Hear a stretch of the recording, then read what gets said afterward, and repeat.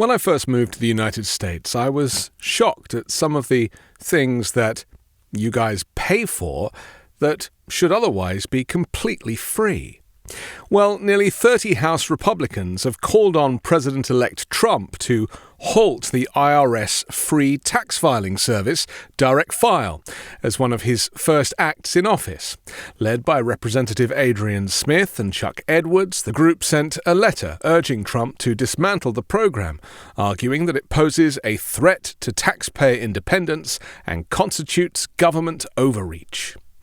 Direct File, an online IRS tool launched as a pilot program earlier in 2024, allows taxpayers to file federal tax returns for free, directly with the agency.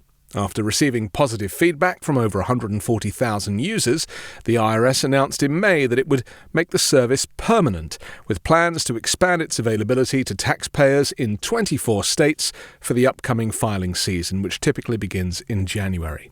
Direct File is an online tool that you can take your time filling out. There's live chat, specialist support before you finally press submit in April. House Republicans have previously attempted to defund the program and block its implementation through legislative measures. Meanwhile, reports suggest that billionaire Elon Musk and former presidential candidate Vivek Ramaswamy are advising Trump on the potential creation of a private tax filing app, although details remain unclear. Trump has also signaled plans to replace the current IRS Commissioner Danny Werfel with the former Republican Representative Billy Long before Werfel's term expires in 2027. The Republican lawmakers argue that Direct File represents a conflict of interest, claiming the IRS has little incentive to ensure taxpayers do not overpay. Their letter to Trump described the service as a consolidation of the IRS's roles as tax assessor, collector, preparer, and enforcer, calling for its termination via executive action.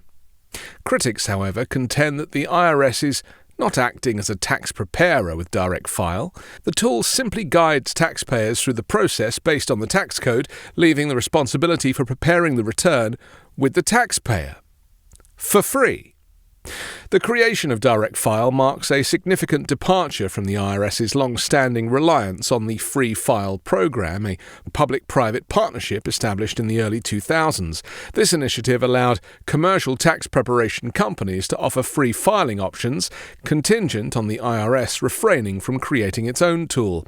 That restriction was removed in 2019. However, Free File has seen limited uptake, with only 3% of eligible taxpayers using the service, and major players like Intuit and H&R Block have since exited the program. In contrast, Direct File aligns the US with other countries that provide free government-run tax filing options. Advocates argue that it could save taxpayers significant time and money, addressing disparities in tax filing costs and ensuring low-income families can still access credits like the Earned Income Tax Credit.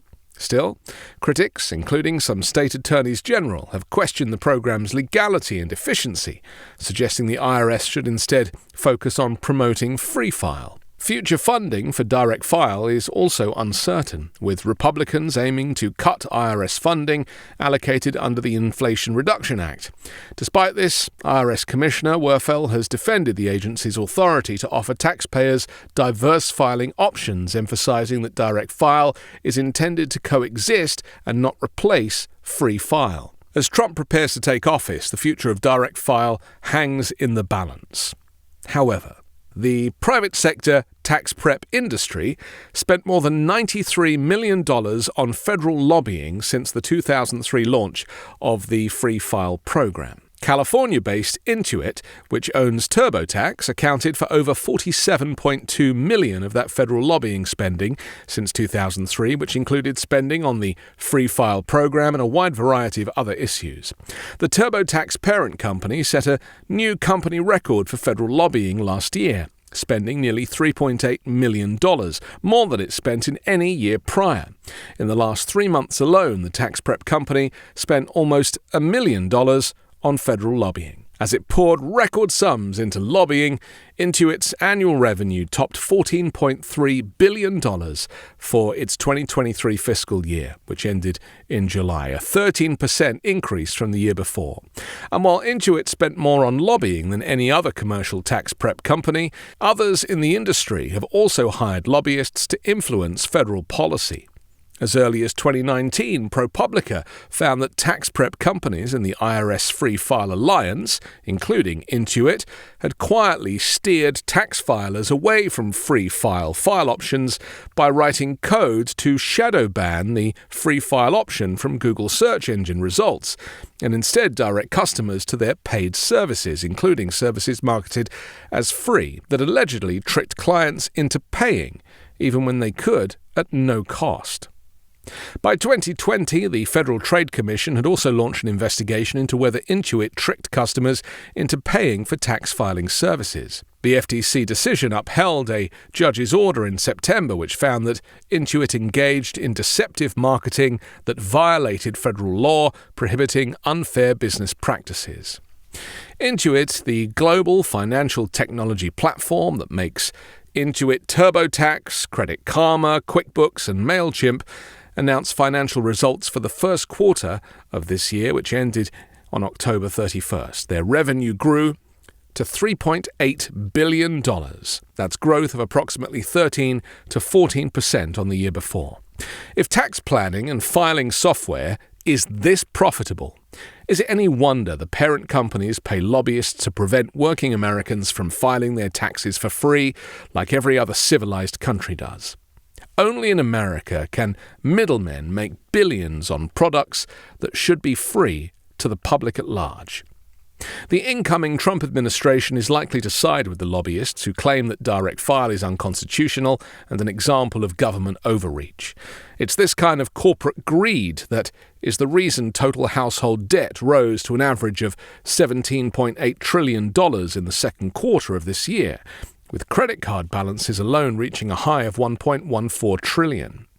Overall, the national average credit card debt among cardholders with unpaid balances in the third quarter of this year was over $7,000 per person.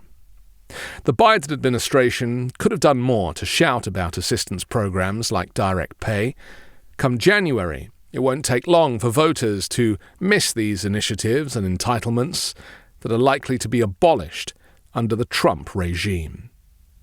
I'm Anthony Davis. You can find me on the 5 Minute News YouTube channel and podcast, on Wednesdays co-hosting Uncovered, and on Sunday on The Weekend Show with Midas Touch.